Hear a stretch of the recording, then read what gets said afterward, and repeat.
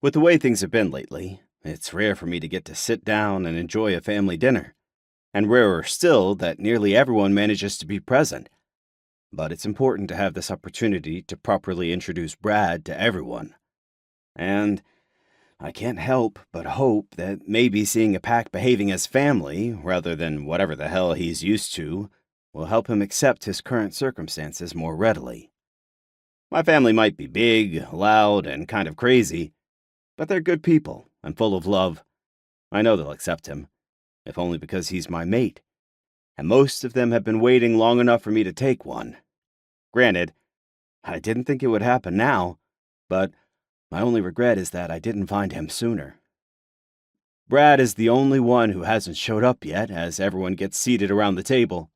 Lenore and Curtis are sitting with Dr. Wilson at the far end of the table, while Mina and my other sister, Hannah, are closer to me at the head of the table. My cousins, twins Matthew and Kyle, are in between, sitting across from each other. It's not quite a full house, considering the twins' parents live down the road and my brother-in-law Rick is out of town on pack affairs. But that's probably just as well, since Brad looks overwhelmed the minute he walks into the dining room. I get up to pull out his chair instinctively, but even if I had a second to think about it, I'm not going to set a shit example by not pulling the chair out for my mate, especially when he's an Omega. To my relief, he doesn't put up a fight. He just glowers at me, but I'm sure I'm going to hear about it later. Not that I really mind if the fight ends up like the last one. Everyone, I'd like to formally introduce you to Brad, I say, taking my seat next to him.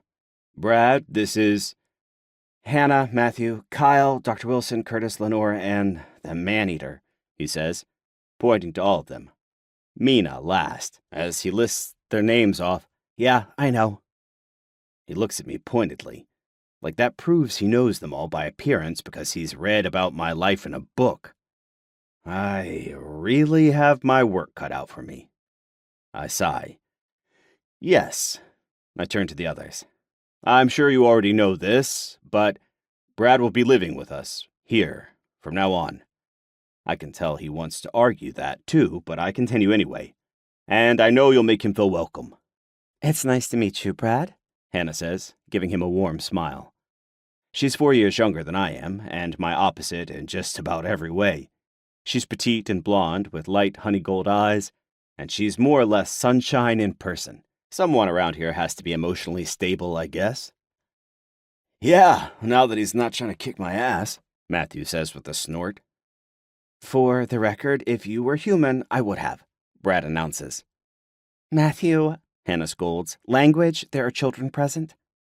I could kick Matthew's ass, too, Mina announces proudly before taking a bite of her borderline raw steak.